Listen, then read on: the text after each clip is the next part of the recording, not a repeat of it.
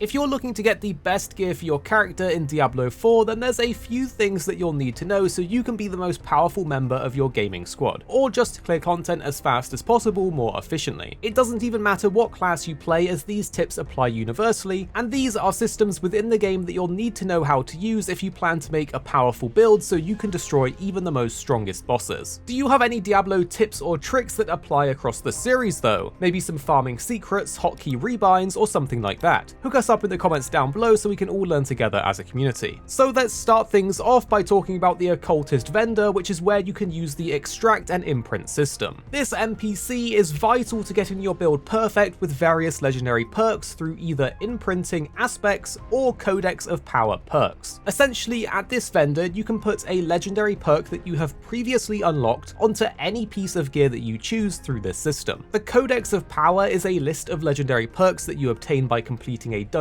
for the first time, and some of them are class specific while others are for all classes. On the other hand, aspects are a single use perk that you can extract off of a legendary drop that will also destroy the item in the process. So if you get a drop with a perk on it that you want on a different piece of gear, you can extract it at this vendor off of that item, destroying the item in the process but gaining the perk as an aspect. Then you can imprint it onto a different piece of gear. Be wary though, some perks can only be applied to specific pieces of gear. Also note that doing extracts or imprints will cost materials and gold, so you will have to do some farming. However, using this system to apply a legendary perk that you want for your build onto each gear slot is vital to becoming more powerful, especially at higher levels. At this vendor you can also craft and salvage sigils, which will upgrade a dungeon into a nightmare dungeon, but this is a much more higher level thing to worry about. On top of this, you can also enchant an item at this vendor. This is another vital system to improving and optimizing your gear to your specific build and playstyle. By selecting an item, you can then pick an individual stat on that item to re-roll into something else. So if you have a piece of gear that's almost perfect except for one stat, you can go here and re-roll that one stat to make it perfect. This will cost materials and gold however, which will add up over time since there is a big RNG aspect to this, so you can expect to do some farming to get your gear perfect. Outside of this, you'll also want to know about the jeweler, as this vendor is fantastic because you can upgrade your gems into more powerful ones by combining lower tier gems together. This gets super expensive though, so keep an eye on your gold. However, you can also unsocket gems and add sockets onto your gear here as well. This is super important because adding sockets to your legendary gear lets you place those gems onto them for solid stat buffs. It may seem small at first, but if you have gems on every single gear piece and they're the higher level gems, it will really boost your character in whichever specific way you want by the gems that you've chosen to socket. Additionally, at this vendor you can also upgrade your accessories. These will boost the stats on them, such as straight up damage and resistance percentage increases. Again, this will cost materials and gold and does get expensive, but it's a flat upgrade to your character's power, so you will really want to be doing this. Another way to upgrade your gear is at the Blacksmith though. Here you can upgrade your armor pieces similar to the jeweler, and it will grant you flat stat buffs as well as increasing the armor on them. This is vital to further boosting your perfectly rolled and enchanted legendaries to make you even stronger. So if you have a good item and you want to keep it for a while, you're going to want to spend your materials and gold on upgrading them. If you are looking for some great dungeons to farm, well, we have two early game, fast and small, relatively straightforward dungeons to farm repeatedly. They can be cleared quickly and easily, and for us they spawned a lot of events for extra opals as well. The Caldera Gate at the northwest of the map and the Dead Man's Dredge at the southeast of the map were both super efficient in our own experience to farm and yielded good drops and event rewards for us. So enjoy these dungeons for some early game farming. However, there is another way to get some easy legendaries, and that's through the Curiosity vendor. You can gamble your opals that you've been farming from world events to get a specific gear piece of random rarity. This is brilliant for getting a specific gear slot legendary that you need if you have the opals for it and luck on your side. But hey, you earn these as you play anyway, so you may as well try your luck and see if you get lucky. But if you are still watching the video right now, I'm going to send you some good vibes to get some easy legendaries at the Curiosity vendor. So go there quickly and buy the gear you need before it runs out. Thank you for watching, and the two videos on screen now we think you'll really enjoy if you did enjoy this one.